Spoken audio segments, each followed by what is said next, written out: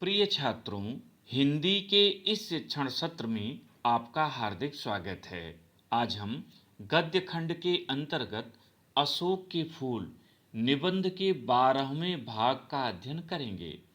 प्रस्तुत अंश में लेखक आचार्य हजारी प्रसाद द्विवेदी जी ने मनुष्य की जीवनी शक्ति के स्वरूप पर प्रकाश डाला है।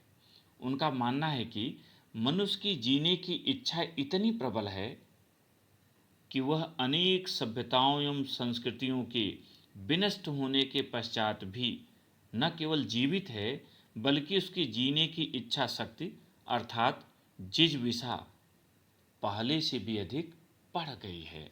गद्यांश देखें।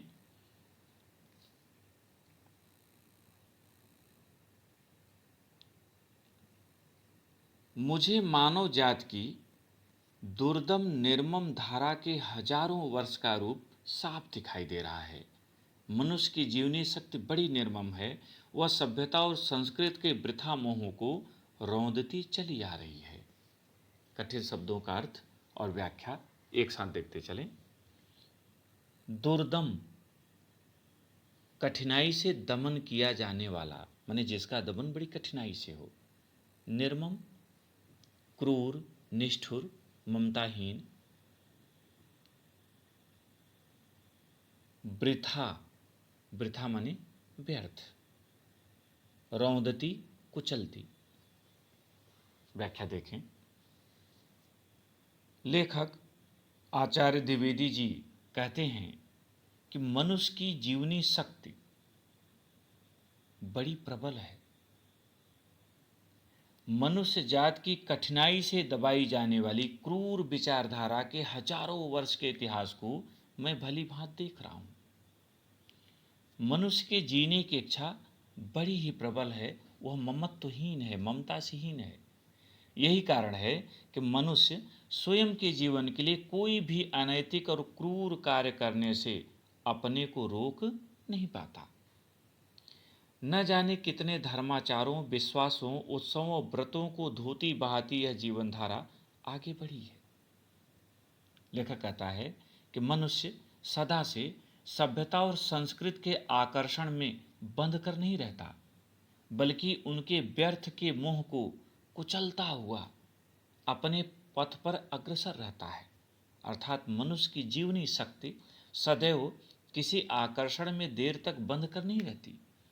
वह उस आकर्षण को छोड़कर, व्यर्थ मोह को कुचलकर हमेशा अपने पथ पर अग्रसर होती रहती है।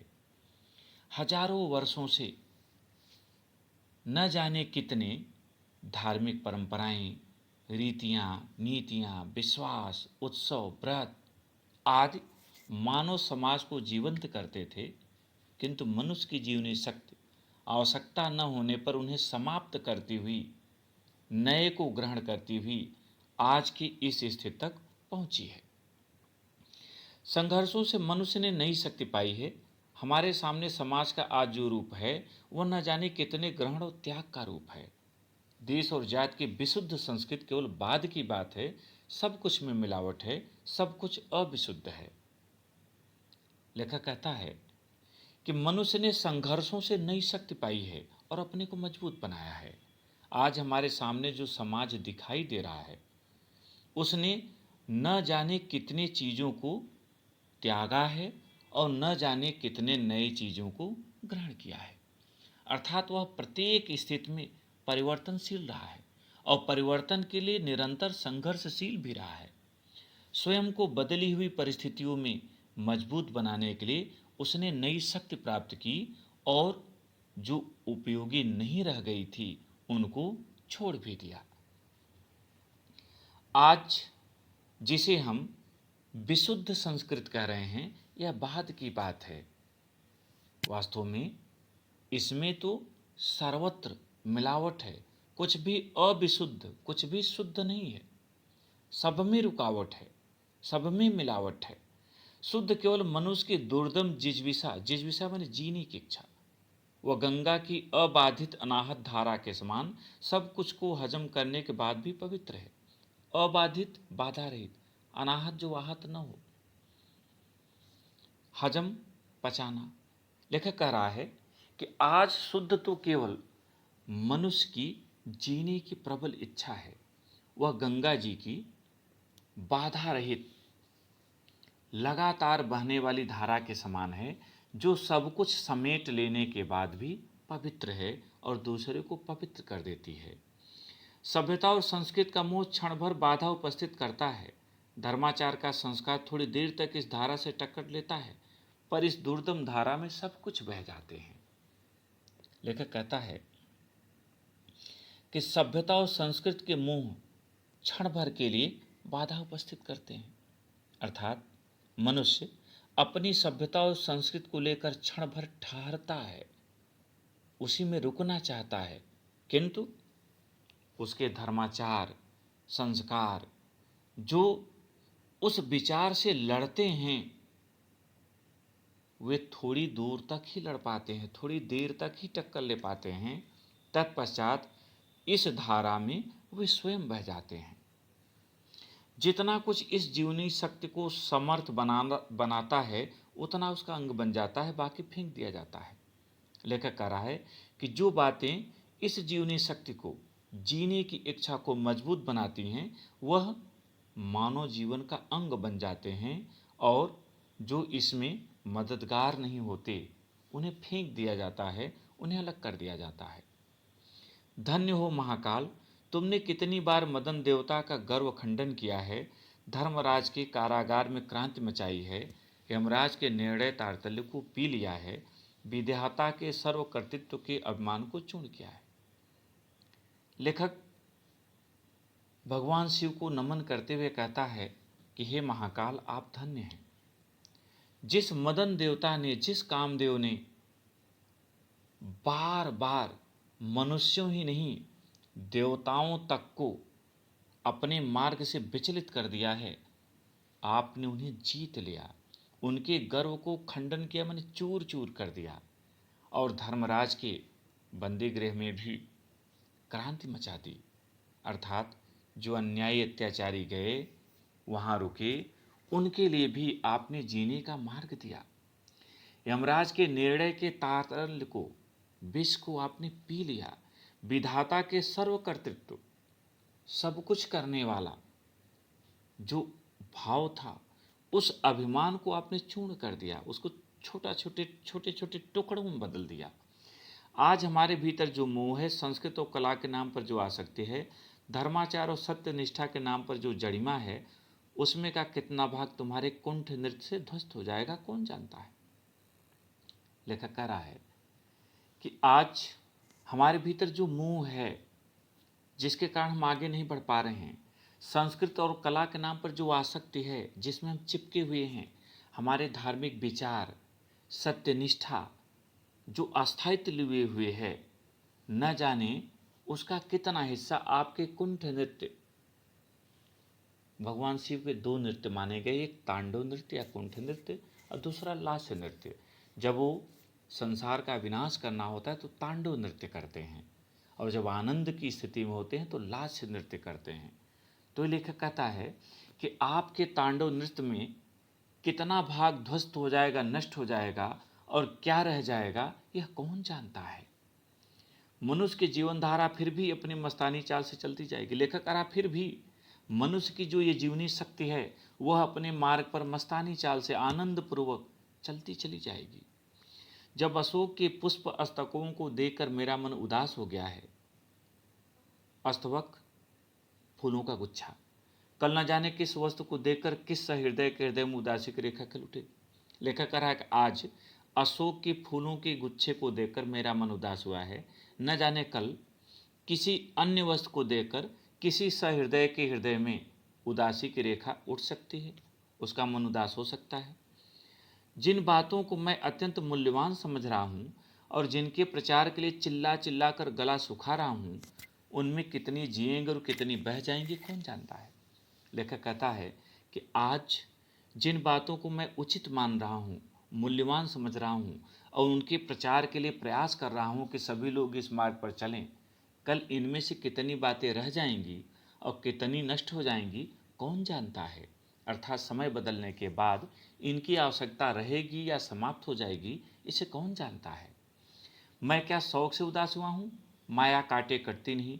उस युग के साहित्य और शिल्प मन को मसले दे रहे हैं। मसले दे माने, मसला माने कुरीदना, नष्ट करना, हिलाना।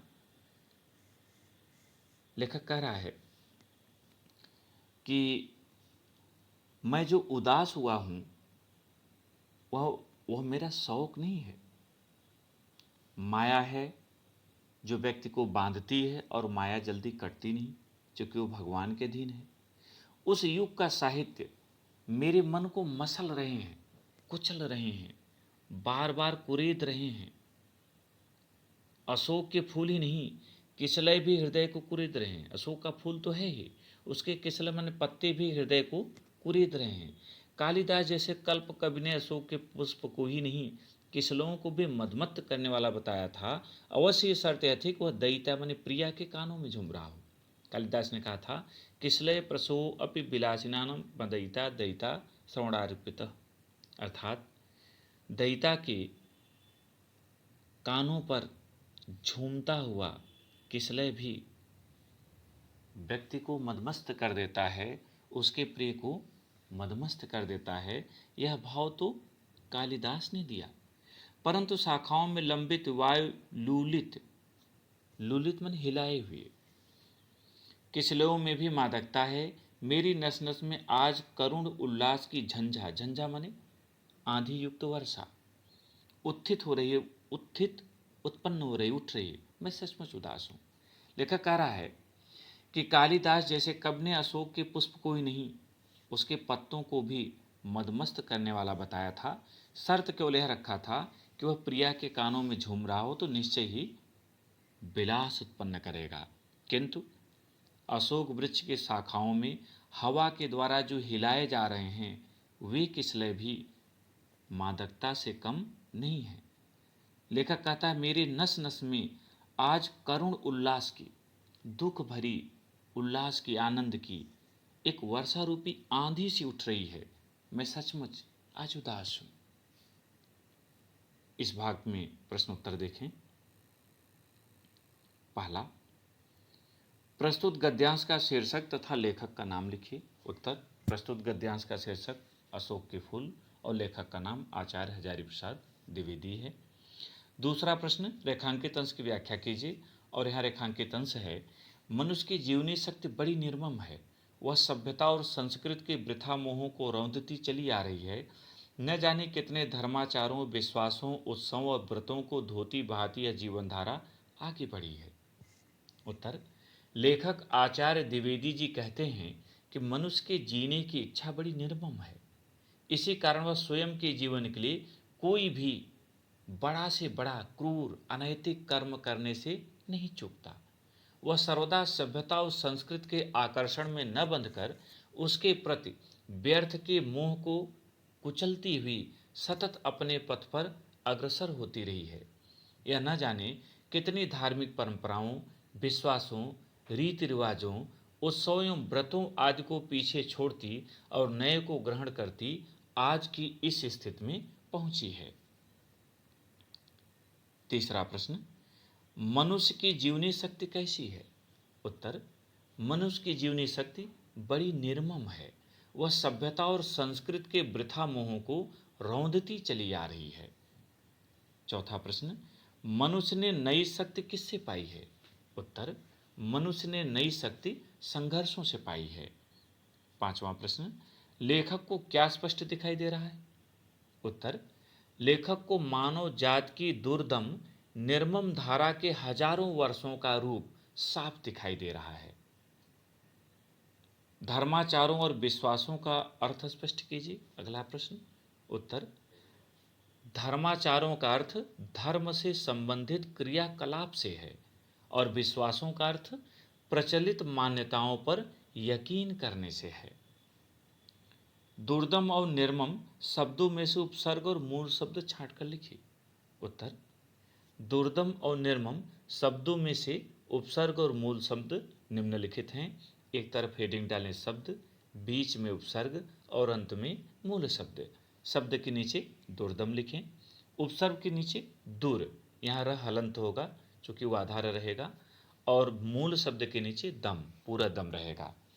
फिर शब्द के नीचे निर्मम, उपसर्ग के नीचे निर, यहाँ र हलंत होगा, आधा माना जाएगा, और मूल शब्द के नीचे मम लिखें। प्रिय छात्रों, मुझे उम्मीद है कि आज का भाग आपने समझ लिया होगा। प्रश्नोत्तर को अपनी उत्तर पुस्तिका में लिखें और अभ्यास करें। बहुत बहुत धन्यवाद।